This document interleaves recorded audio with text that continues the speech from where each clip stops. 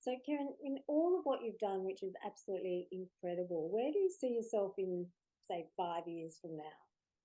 I was just thinking about that the other day. Yeah. Um, I want to do what I do. I want to build companies. I want to make sure that women get better healthcare, better outcomes, better options.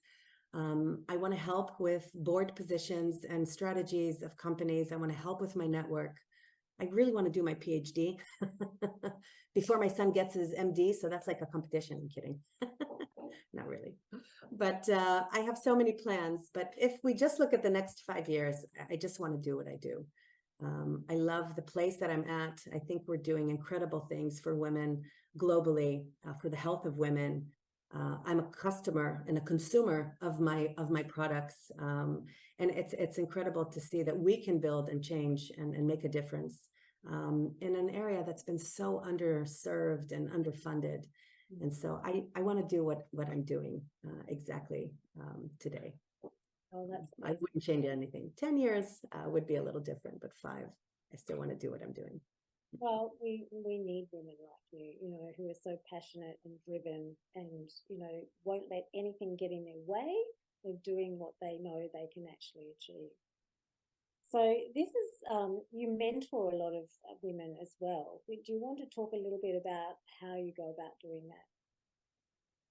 So I stumbled across it with the 8400 community. I've always had a mentor myself. I never really called him or her a mentor, but there's always someone that did something that I aspired to, that I took comfort in discussing with. It could have been my boss, it could have been someone on my board, it could have been just someone outside my network, but I've always had someone I could go to and consult with.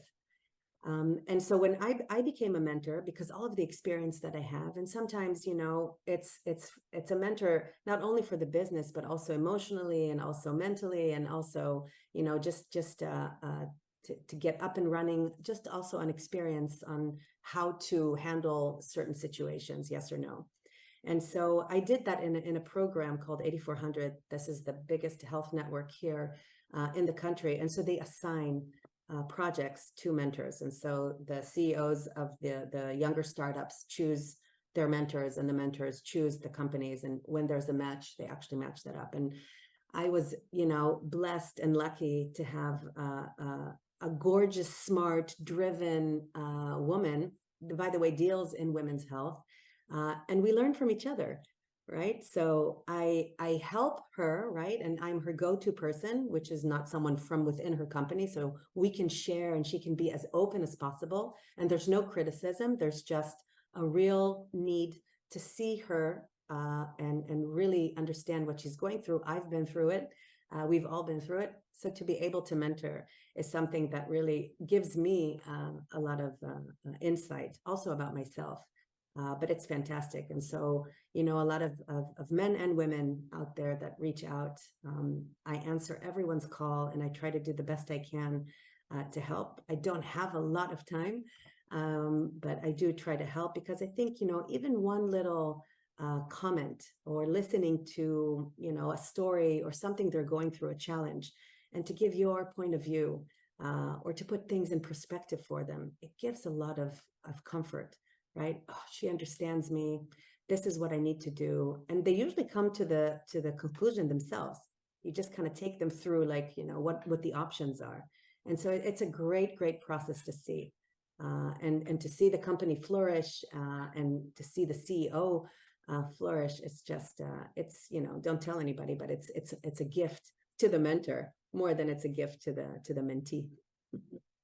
That's a wonderful story, and it's not dissimilar with the work that I do with women too. In that often they come to you, and as you're working through certain problems, they will um reveal things that have happened to them in their lives, which I say, that's okay. I've been there. I've been through that exact situation, and this is how I handled it. But how would you handle it? And they're like, oh my God, she understands. She Correct. knows where I'm at, and she's been through it herself. So it just makes such a difference. It gives them so much reassurance and comfort, as you say, I comfort. agree. They're not alone. that we Right. all, as women, have problems. We all experience, the physiological changes that we go through as women, and the career problems that we face, the family problems that we face, children, aging parents, all of those things, we all go through them. And Correct. no woman is exempt from that. So, just to be able to talk to someone who understands can make a really, really big difference. Yeah. I totally agree.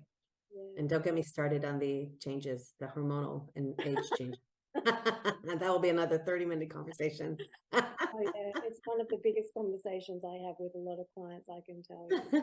You know, it's really it's a really big issue for women, Yeah.